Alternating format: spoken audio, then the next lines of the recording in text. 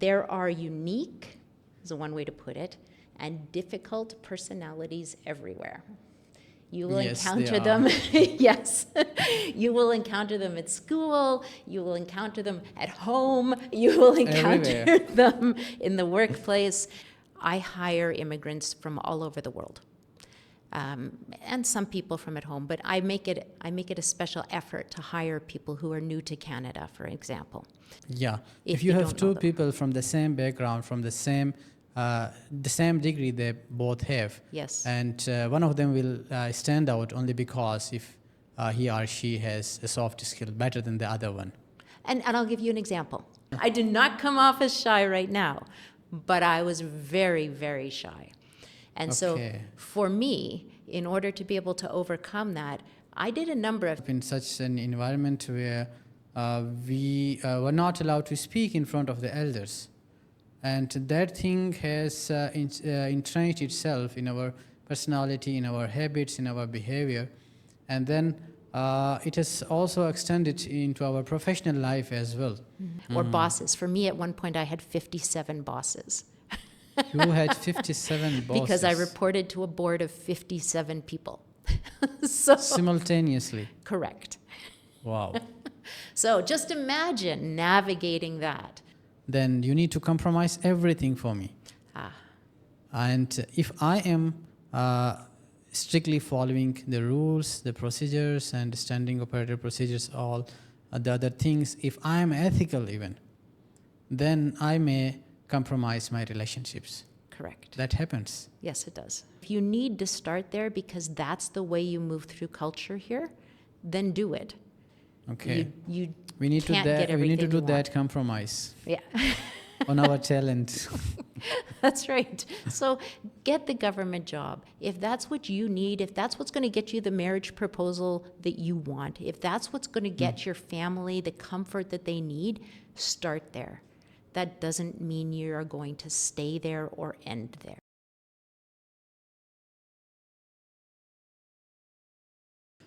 Assalamu alaikum and welcome to another empowering episode of Career Insights with Fazal. This is me, Fazal Akbar, your host and career mentor.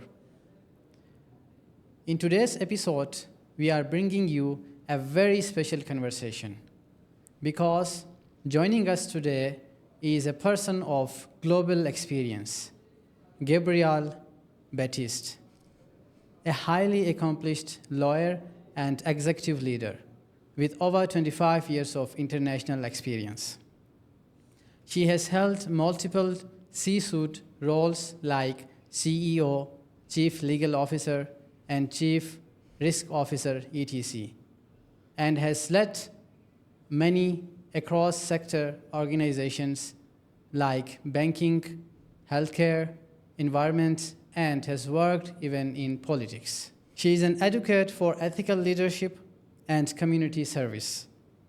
And today, she has joined us here to provide guidance and provide advice to young professionals, not only from Pakistan, but from across the globe.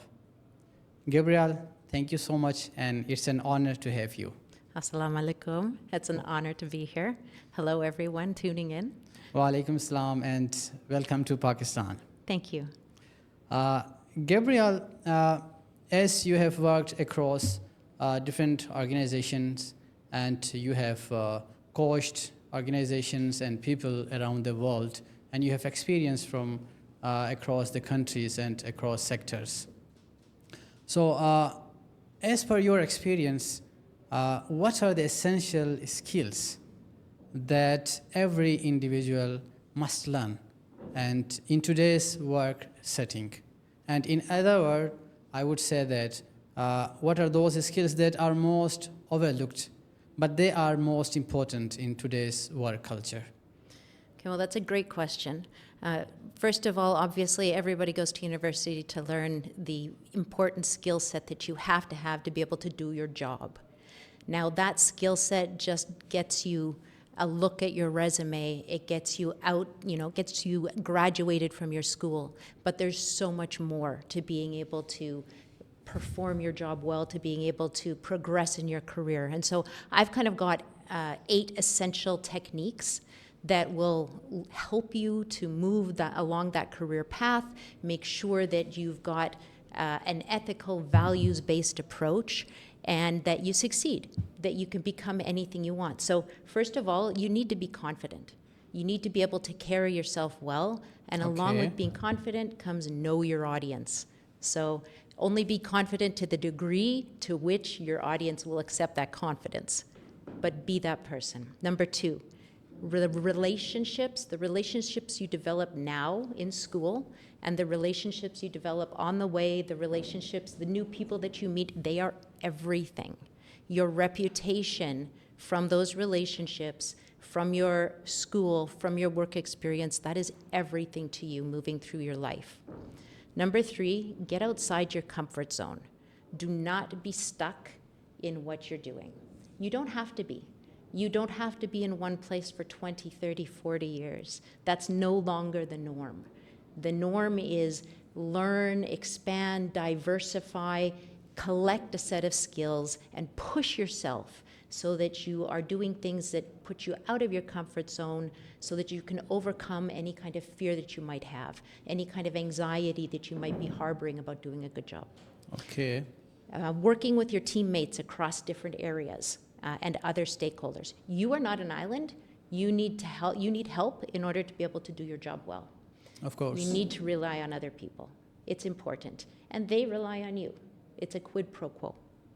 Perspective is everything. Okay. So be flexible and adaptive. You're going to have a different perspective than I have on a certain situation. Even just looking across this table, if I put an object in the middle, we're going to see 2 different things. That doesn't mean those 2 different perspectives are not completely valid. So you need to be flexible and adaptable in understanding and appreciating and accepting different points of view.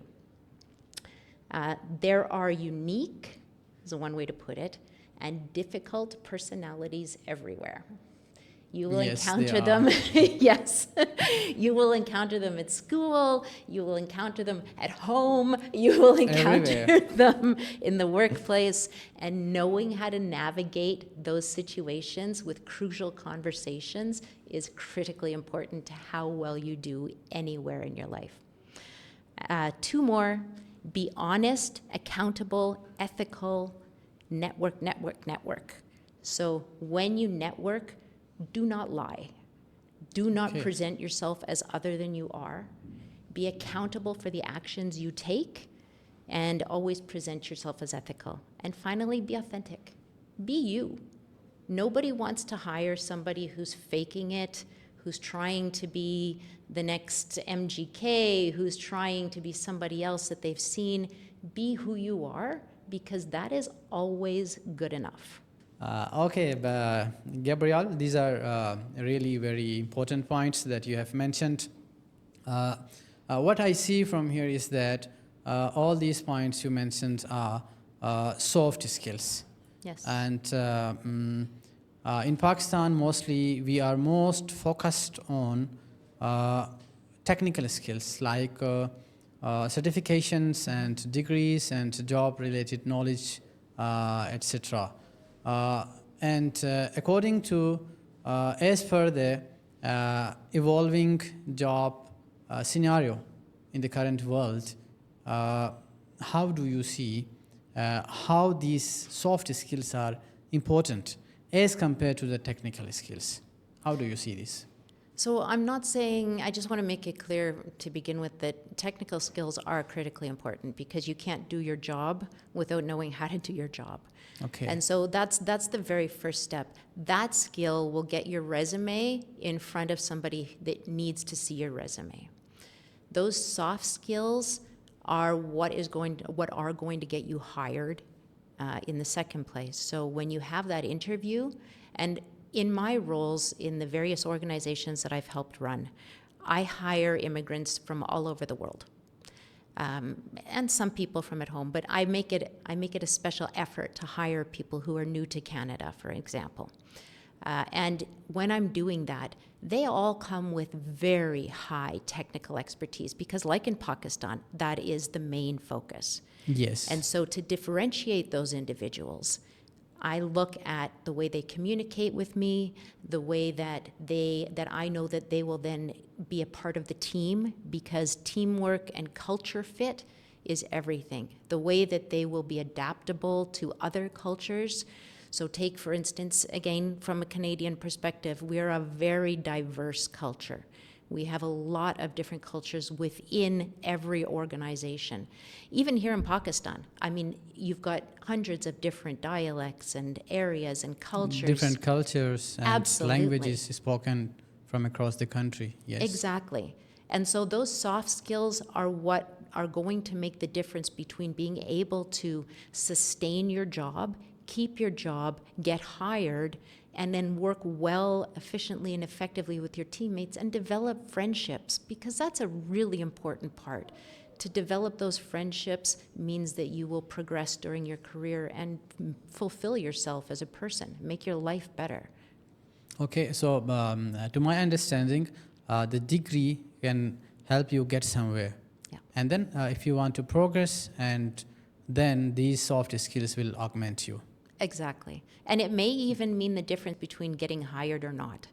Okay. Is being able to present those softer skills. You can learn them. Yeah. If you you have don't know two them. people from the same background, from the same degree they both have. Yes. And one of them will stand out only because if he or she has a soft skill better than the other one.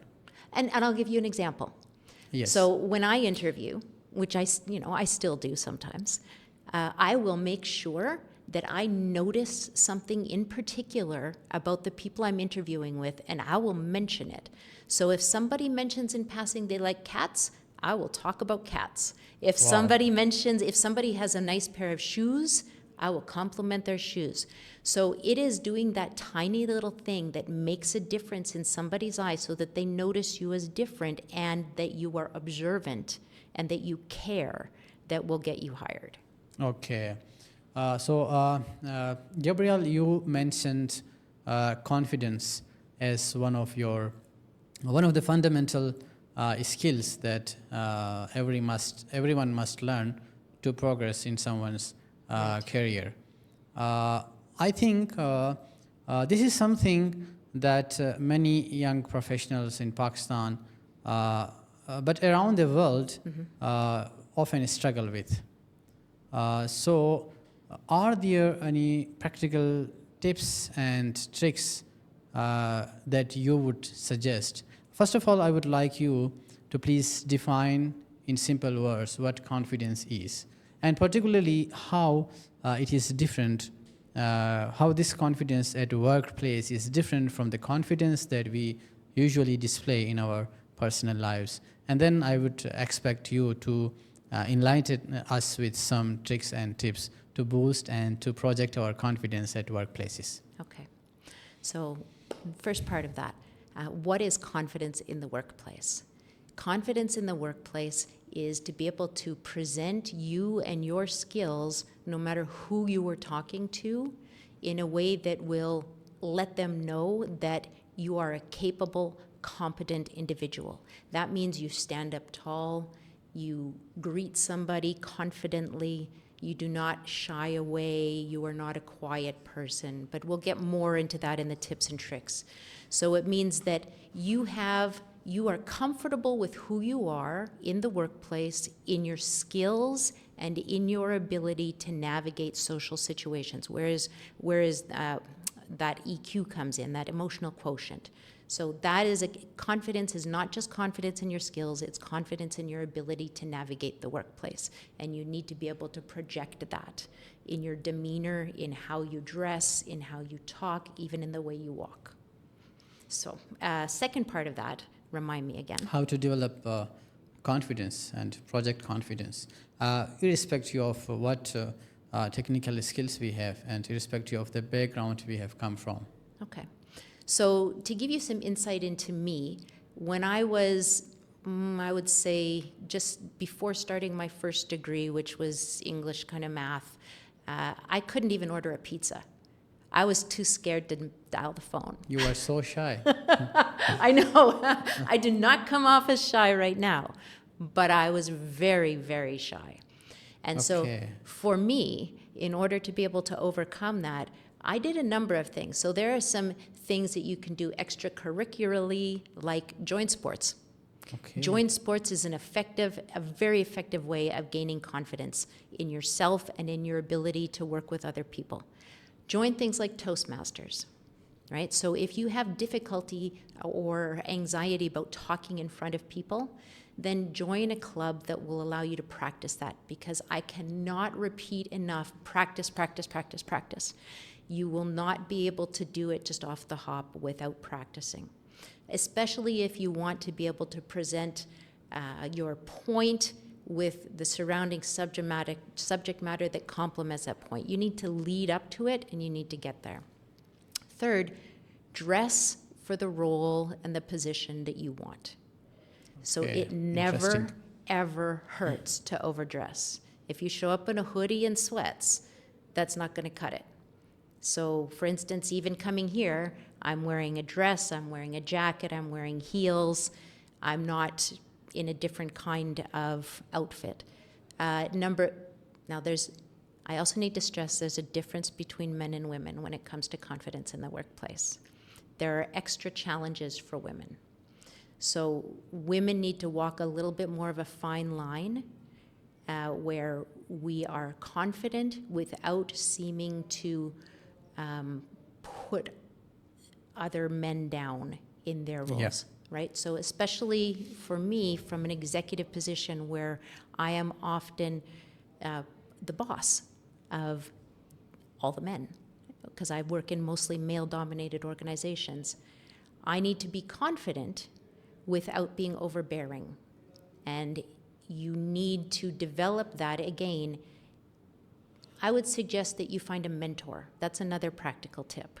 So someone like you, there are another bunch of capable people that I've met here already, just coming through here, that would be able to be an extremely valuable mentor in how to carry yourself, how to interact with other people. And number 4, or well, whatever number I'm on, just do what you need to do. So when I first started practicing law, we have what's a year of articling, it's called. So a practice year, a practical year. And I don't know if chartered accountants have that, if they have to practice a year with a firm before they can be fully licensed. But we do have it. And one of the moves I made, a power move, I guess you would call it, a move that sets you up to be confident and for others to perceive you as confident, is when I went to the big law firm that I was hired into for that year, one of the partners just left. I moved into that partner office as a student. So now nobody said anything, and then it was accepted. It was out of confidence, or it was inadvertently done? No, it was it was calculated. Wow. So plan your moves, right? So if you're going to move in somewhere into an office, you can also plan things out. So if you have anxiety. Was there any fire break, or it was nope. Nothing. Right there were a couple of little comments like, oh, we've got a new partner. But you know what? After a week, 2 weeks, everybody completely accepted that. And then that elevated my position, notwithstanding that I was the most junior person. Nobody else needed the office. It was an empty office. If somebody had needed it, they would have kicked me out, let's be honest. Okay. But they didn't need it. And so I calculated very clearly in my step-by-step plan that was what I was going to do, so people perceived me as confident, and I actually was confident. There are a lot more tips and tricks, but yeah. Okay, you mentioned another important point, that you have been boss to many men in your workplace. So how is that experience? And particularly in Canada or any other country you have worked in, were you confident from the starting point, or you developed this confidence gradually and you had some struggles with this? So I had a very good mentor when I started, a male mentor who was an extremely senior, worldwide known lawyer. I was very, very lucky. And that goes back to getting a good mentor. That shows the importance of mentorship. Exactly. And he said to me, it does not matter who you are talking to. You walk up, you introduce yourself, and you talk to them by their first name, because that immediately puts you on equal ground. So you say, hello, Interesting. Fazal, right? So, hello, Gabrielle. You are immediately on equal ground and forced to look at one another as peers rather than senior, junior. Now, in different countries, that can operate differently. And so there needs to be a modicum of deference in countries where there is a bit of a different system, right? And so even if you walk up and introduce yourself and say, hello, Mr. So-and-so, at least you are walking up and you are making the first move and saying, hello, nice to meet you. I appreciate something about you. Because trust me, senior people, men, women, does not matter. They love to talk about themselves and they love flattery. Yes, So, it's the human nature. yes. And so if you let them know that you are observant and that you care about what it is they do and appreciate their efforts, then they will automatically appreciate you back. Yeah, you rightly said that it might be different in different countries. Yeah. Particularly if we are talking about Pakistan, there are different things that interplay. There is a language, different languages are spoken in different countries, different areas of Pakistan. There are cultural nuances as well.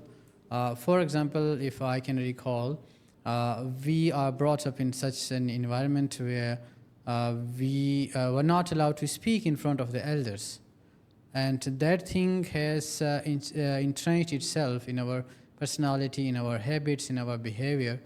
And then it has also extended into our professional life as well. But there are cultural values that have been developed because of this. How can, in such circumstances, we balance this thing? We need to be confident. At the same time, we need to keep our cultural values intact. You need to be respectful. So that is probably the single overriding value out of any value that I can pick in this world is respect, because that encompasses so much. And one of the things that it encompasses is cultural respect and cultural norms and values. And so even for me, in meeting men who are older than me, for example, or even men in general, because some men don't want, like there's a no touching women policy, there's a no speaking directly to them policy, and I work around that. Luckily, I'm married to a man here from Pakistan, and so I can use his assistance in, having a conversation, having a dialogue. I would say that, again, developing relationships and that network that can help you work around some of those intricacies in cultures would be very critical. And go back again to the mentor, but know your audience. Remember my first comment here, be confident, but know your audience. So you can be confident to the degree to which your audience will accept that confidence, and remember to respect whatever culture you're coming from, whether it's not looking someone directly in the eyes. We have that in Canada with our Indigenous people. Many people will not look directly in the eyes. It's not a sign of disrespect, it's a sign of respect. Okay. And so you need to adapt and be flexible to how you deal with the situation. Okay, for that cultural understanding is also important. Very much so. That's really insightful point. Coming towards the second important point you touched upon, you said the relationships and your reputation. I think most of the professionals might be undervaluing this and underestimating this, I believe. How do you define this? And to my understanding, there are different sorts of relationships. In your workplace particularly, there are external stakeholders, there are clients you have to deal with, and there are customers, and there is also an internal relationship that you build with your colleagues, your team members, and they are your subordinates and they are higher ups. So what is the difference between these two, and which one is more important to progress in your career? Oh, that's interesting. Okay. I would say that the friendships, I'm going to go from the last point to the first point. So let's talk about which is more important.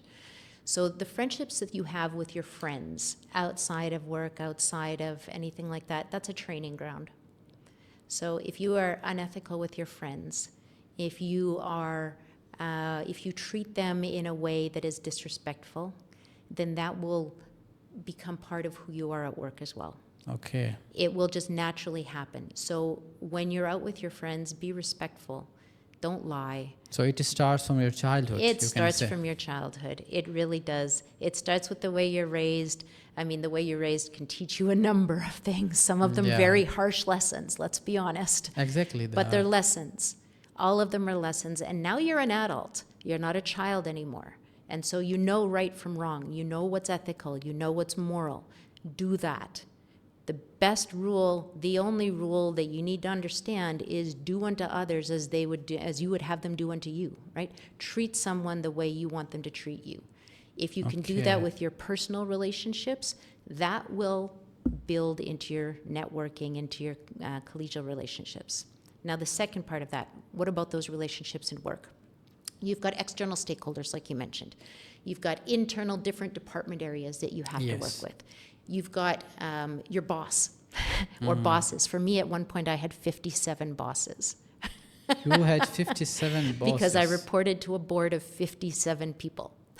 So, simultaneously? Correct. Wow. So just imagine navigating that. It takes skill, it takes finesse, and it takes understanding how to speak to each individual the way that makes the most impact for that individual, which means that you need to develop a connection, almost like a friendship, but not a friendship. Do not get me wrong. It is dangerous to make real deep friendships in work because you may end up firing them, and then that's going to cause a problem. So I have fired hundreds of people over my career. I've hired a lot of people, but I've fired a lot of people. So what is the balance line here? If we do not need to be friends with our colleague, and then how can maintain that professional relationship? How that is different?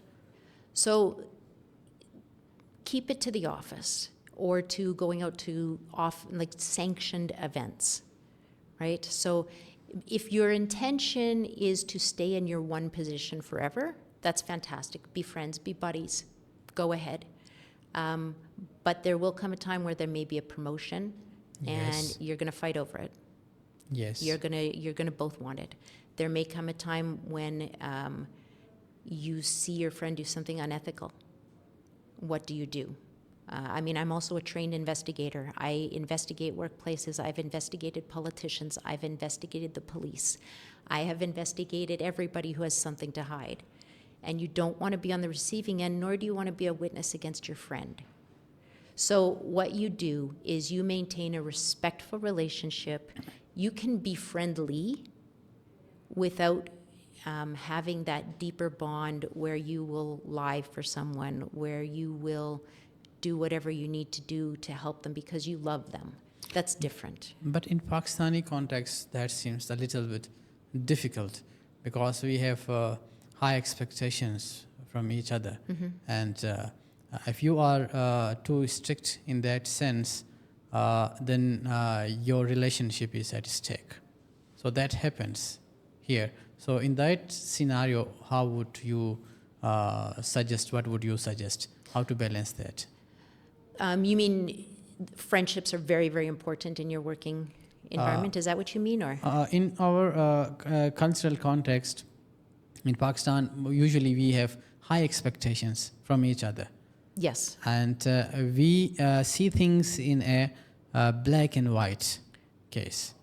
So if you are my friends, then you need to compromise everything for me. And if I am strictly following the rules, the procedures, and standing operator procedures, all the other things, if I am ethical even, then I may compromise my relationships. Correct. That happens. Yes, it does. So what a different suggestion you would have for us, for the people like us? So it's not just in Pakistan, I can tell you that. Okay. It's all over the world that happens. Because people naturally gravitate towards social connection, right? And so they do naturally gravitate towards making those deeper bonds. Okay. But people learn, and if again through growing up, through maturing in your working relationships, you learn to have a line there, even if you have that conversation with someone that you're great friends with. So I was great friends with someone in an organization when I came in. I started to become really good friends with her. And after a month, I had to fire her. And she was pregnant. Wow. Yes. And so you can imagine how damaging that might be for a friendship. However, Yes, it is.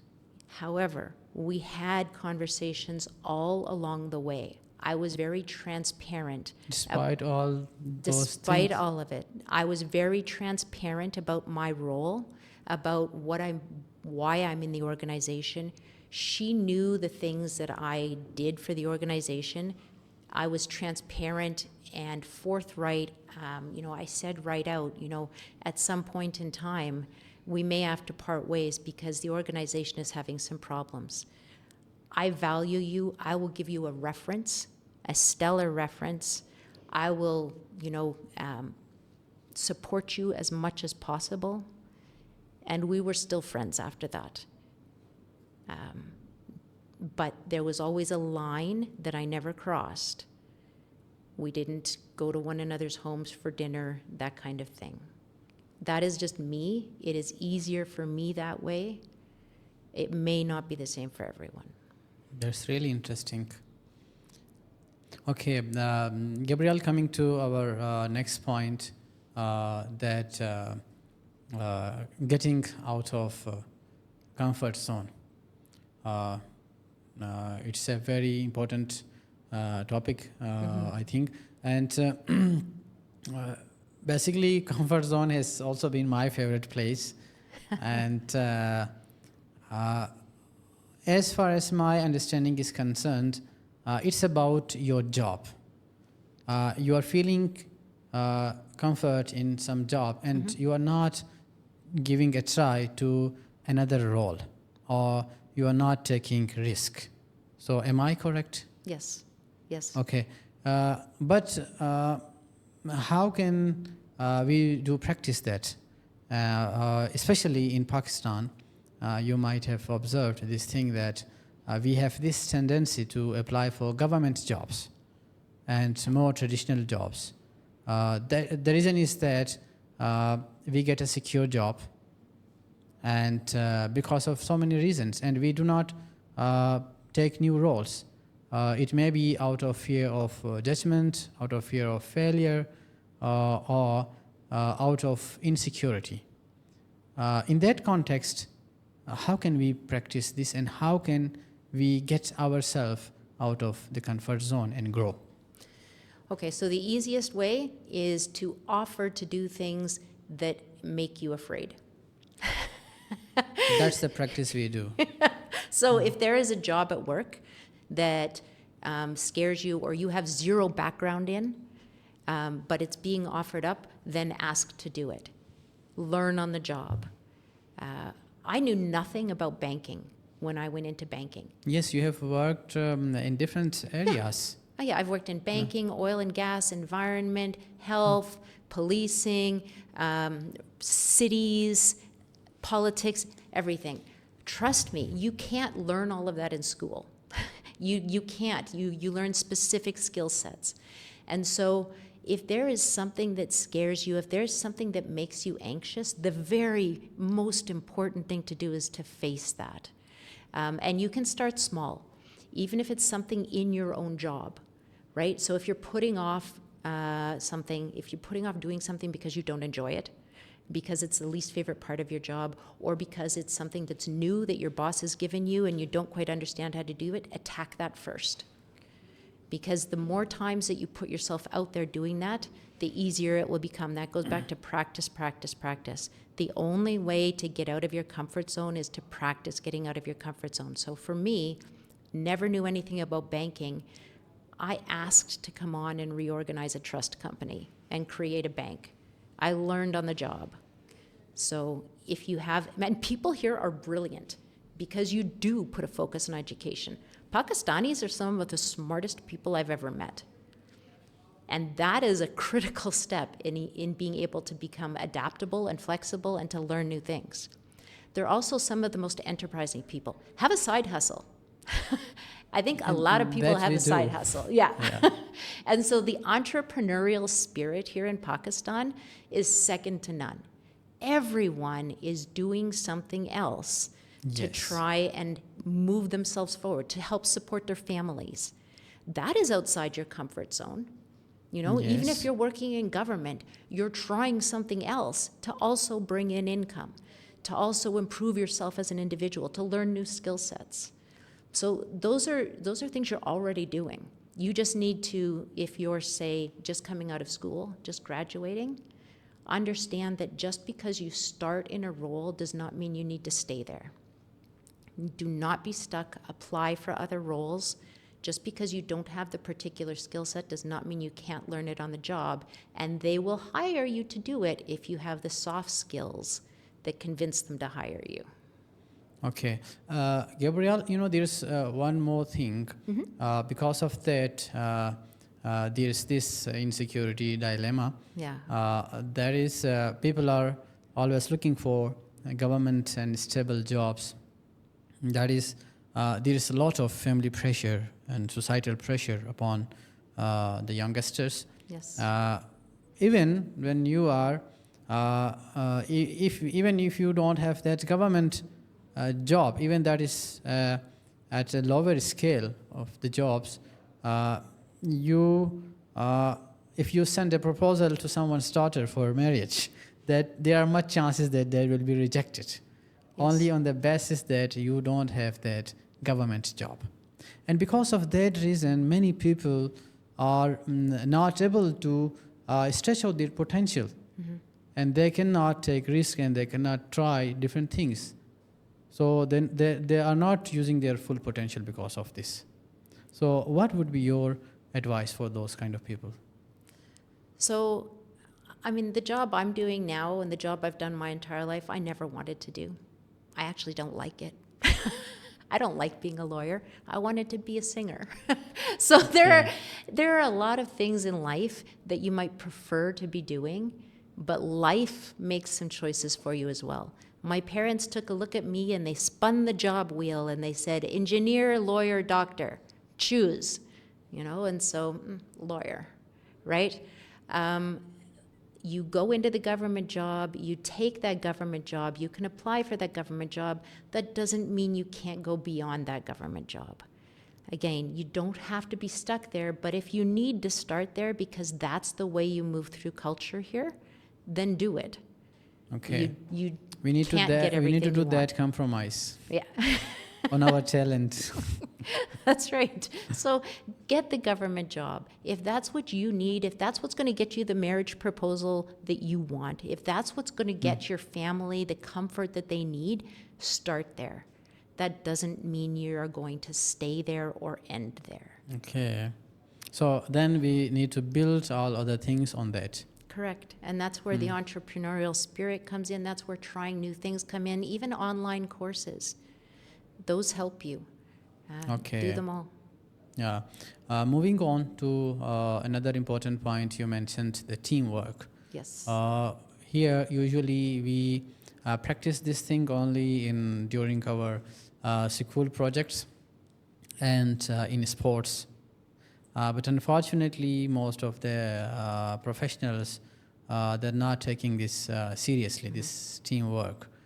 How do you define this, and how do you see this? How do you see this, the importance of the teamwork?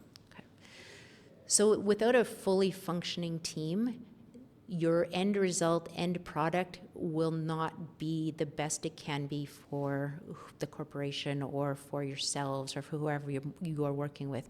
And then the team will fall apart. You'll have ill will. People will feel bitter. I've been the only one working when there were 2 or 3 other people on the team, and that is never a good feeling. So how do you motivate everyone to get involved? So one of the things that I was brought specifically into one of the banks to do was to fix that kind of mindset. Two sets of people hated each other. The bank people and the trust company people. They hated each other. They wouldn't work together. And so an external perspective, whether you can maybe bring someone in or whether you yourself, being an older, more mature individual, someone with a little bit of life experience, can help to mediate and smooth the pathways. So teamwork has to exist because you cannot do everything yourself. You're not an island. Yes. You don't have all the necessary skills. And sure, you can do like I did and learn on the job, but that is stressful. And it takes all your time away from your life. That's all you do then is work. And you're doing everyone else's work. So it's up to you. If you are the one that's seeing that the teamwork is not working, then be accountable. Be that person who reaches out and says, hey, what's getting in the way? Is it somebody's ill in the family? Is it you just don't care? Is it you have a different perspective on things? Find out what's driving each individual and then try and help make things work. It's like you're training people, and it's going to add extra pressure on that one person who might see that the team is not functioning well. You can also ask your supervisor, but try it first on your own, because it's always bad to drag in a supervisor to fix something. Then that just creates more tension. If it becomes unfixable, then go that extra step. It's always good to have somebody who has mediation skills, or who has, and I love to promote this, crucial conversation skills. There are ways of speaking with individuals that will not offend them and will not raise the hackles on their back or make them immediately resentful or defensive, because people get defensive when you criticize the work they're doing. So learn, you can read books on it, you can practice it. Toastmasters, again, Yes. because I know that it's an organization here, can help with that. But you need to make your team function well, whether it's you who's going to take that initiative or whether you are going to ask somebody external to step in and help. It is critical in helping an organization succeed. Okay. Also, the job market globally is evolving, and there's a global competition. And also, there are now unconventional career paths, and there are remote works Yes. as well, and hybrid setting. And in that case, is there any different skill set that we need to learn regarding the teamwork? So I manage now mostly global teams who are remote. Yeah. Nobody comes into the office. Okay. We do have is we try to have once a year get-togethers, right? Whether In-person meeting. Okay. Just to cement that. But in the meantime, have regular one-on-ones, have regular group meetings. Don't just talk about work. Find out about other people's family situations. Ask about their dog. Ask Okay. about what kind of things they like to eat. You need to create that emotional connection despite the fact that you're in a remote environment. Because again, having that emotional connection where you know about the person and you can ask them things about them personally allows them to believe and understand that you care about them. And if they think you care about them, then that will encourage them to care about you and contribute to the team even more. So you need, it's again, that emotional quotient, those soft skills become so much more critical once you graduate from school and enter into the workplace, especially when you have a remote environment. You can have breakaway sessions, depending on the software you're using, you break out, you have small group sessions where you there are can talk. breakaway rooms. Yeah, exactly. There are a number of different things you can do that way. You can have fun games where you can do it online, quizzes and things like that, icebreakers, all of that kind of stuff. But whomever is in charge needs to create the atmosphere that will allow for effective and efficient teamwork to take place remotely. Okay. How do you define the perspective and adaptability and flexibility in your workplace? And how can we develop these traits and these skills? So I'll give you an example. I had a young staff member. She had recently immigrated from Mexico, and she was working under me in a predominantly white workplace. And there was a more senior individual in the same workplace I oversaw all of them. Okay. Who was white and male, and he played a practical joke on her. That was... Can you come again? He played a practical joke. So he rearranged some letters on her door, her office door, to pretend to make a joke. She was very hurt, very hurt, and she thought it was very racist. And he thought to himself, oh, well, no, I'm just teasing her. She's one of the new people. I'm just bringing her on board. This is the way we do things here. Okay, both were right in their perspectives. Well, both had different perspectives. So I had to go and have a conversation with the gentleman who did that and explain, this is her background. This is where she's coming from. This is how this impacted her. I know that the intention was not there, but we need to change our behavior because of that, because we're going to be having new people in. We're going to be having prayer times during the day. We're going to need to allow for adaptability and accommodation. And I had to talk to her as well and say, yes, I understand and I validate the way that you felt. You can feel that way and you can be hurt. You also need to be able to speak to the individual yourself. So that means that you need to take some training on how to be able to express yourself. And I'm going to go back to how to handle crucial conversations with someone. Even though you're young, it's always best to do it yourself first and then bring in a supervisor, because now he's afraid of me. Okay, so the first step should be to try yourself. Try yourself. And then you should involve your supervisors or any intermediator. Correct. But if you don't know how, then that's okay. Ask for advice. Most companies will invest in their employees.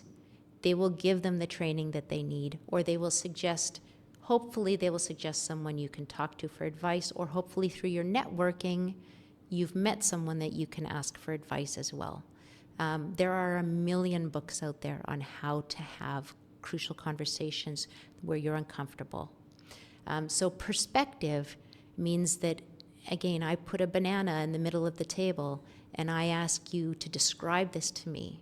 You're going to describe it a different way than I'm going to describe it, whether it's by color, texture, look, taste, whatever it might be. All perspectives are going to be valid. But they it's like that elephant story where different people touch different part of the elephant and describe differently. Exactly. And so nothing is a lie there. It is all factual. It is just a matter of perspective. And you need to try to put yourself in a headspace with that emotional quotient to be able to understand that other perspectives are valid and find a common ground. It is much easier than people think to find common ground. Every person on this planet has common ground of some kind. Everyone. Doesn't matter where you live, what you look like, what you eat, what you do. There is common ground everywhere. You just need to find it. Okay, Gabrielle, these are very insightful points. I would like to cover all these points that you had initially mentioned to cover in this sitting. So moving ahead to our next skill that you mentioned, that there are different personalities and difficult Yes. personalities, in fact. Yes, there are. Particularly in the context of Pakistan, I would say, let us be honest, and there are toxic work cultures, Yes. and there are difficult people to deal with, and young people are coming to the workforce with enthusiasm, but later on they are discouraged only because they have to involve in the office politics and hostility they have to face, all these sorts of things. What would you suggest how for young professionals, especially when they are entering into the workforce, how can they deal with difficult people? Okay. So there are different levels of difficulty. So there is toxicity, which is the highest That's the level. extreme point. Yeah, that's an extreme point. And at that point, you may have to switch jobs, or you may have to have an internal investigation. That is an extreme point. And along the way, there will be many other steps before you get to that point. Okay. So the initial stages, when you're dealing with somebody who maybe doesn't like the way you do stuff, maybe just doesn't even like you for no reason whatsoever, right? Yeah. You walk in the door and somebody doesn't like you. So when I first took my job overseeing the police, I was the first woman to ever do that. Mm-hmm. They hated me. Okay. So that's what I was walking into. Because of your job role or because you are women? Both. Woman. Both. Okay. And so because I was coming into an already established organization, it came back to you had broken the stereotype. Yeah, it came back to accountability. It was on me to make sure, because I knew they would not try and make me feel better. They would not try and make me feel okay. I had to do that myself. Yeah, that's out of question, yeah. Yeah. So that means that in that organization, I had to perform technically very well because that's what was respected. So I had to learn what was respected the most and be able to accomplish that.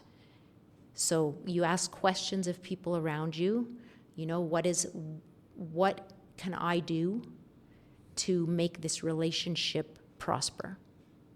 What hasn't worked in the past, what might work?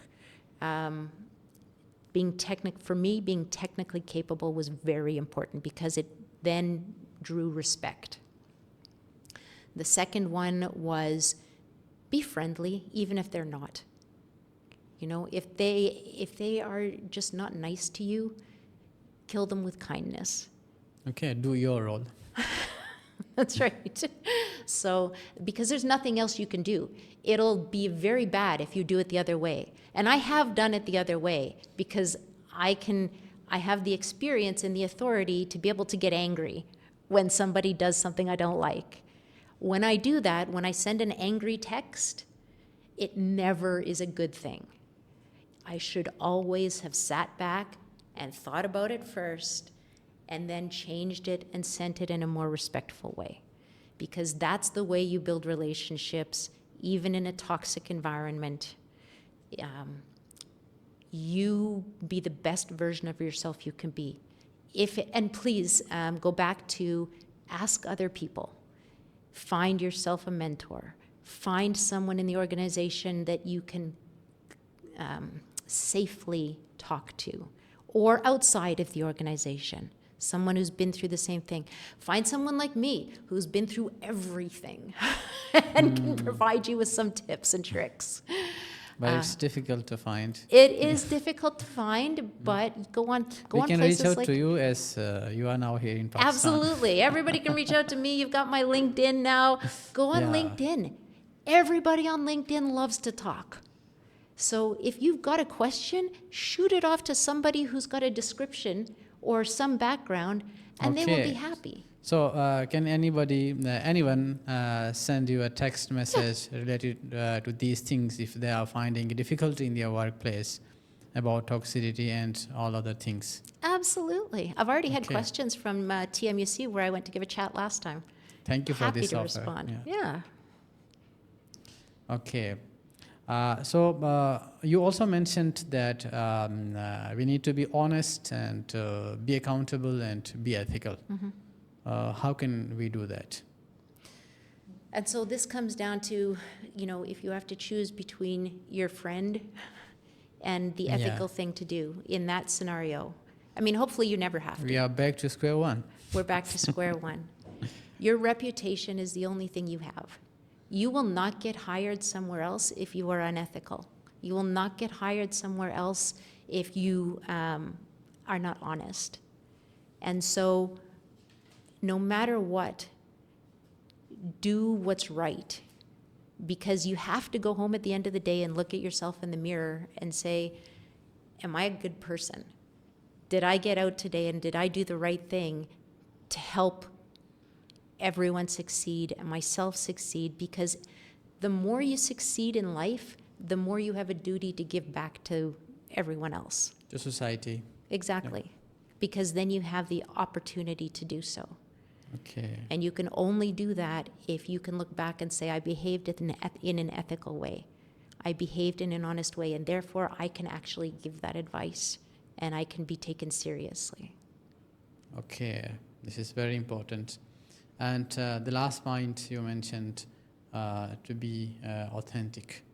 I think it's really difficult, particularly sometimes we need to compromise and we need to say which someone else wants to hear. And we need to True. hide our mistakes and things. So how can we be authentic in that scenario? Okay. So start with being authentic in your personality, as long as you're not overbearing or particularly annoying. Please don't click your pen. If you do this, you're going to annoy everyone. Don't do it. But learn the kinds of behaviors. If you yourself do not know the kinds of behaviors that are acceptable in a social workplace, then learn them, but be authentically yourself as well. If you have a sense of humor, use your sense of humor. It's important. If you're a kind person, be a kind person. If you're a funny person, be funny. If you're a family-oriented person, then talk about your family. Be who you are. Okay. But if you have to tell your boss something that you know will get you fired, then figure out a good way to do it so that you don't get fired. With my 57 people that I reported to, each and every one of them, I had to say the exact same thing a different way, or they would not take it well. And so it wasn't a lie, it was just stated in a way that they would accept. I don't think you ever have to tell something that isn't true. I think you just have to say it in a way that they will understand. There is always a way to spin something so that it is acceptable to the audience to whom you're speaking. Okay, thank you so much, Gabrielle. Thank you so much for your time and for your invaluable insights and the practical tips that you shared with us. I would like to ask you to share one last message for Pakistani youth in terms of their career.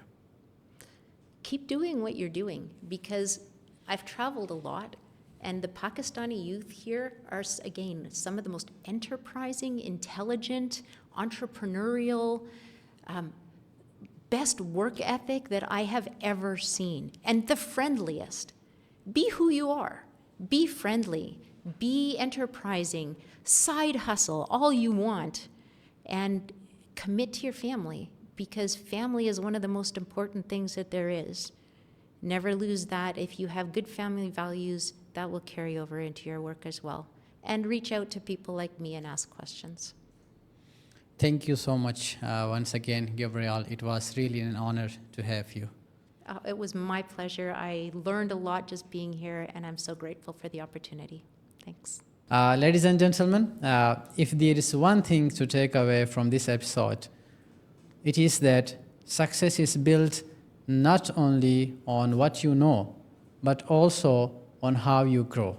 How you grow in your relationships, in your values, and in your mentality.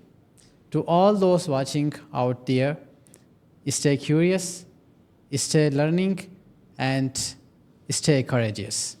Until next time, take care of yourself. Allah Hafiz.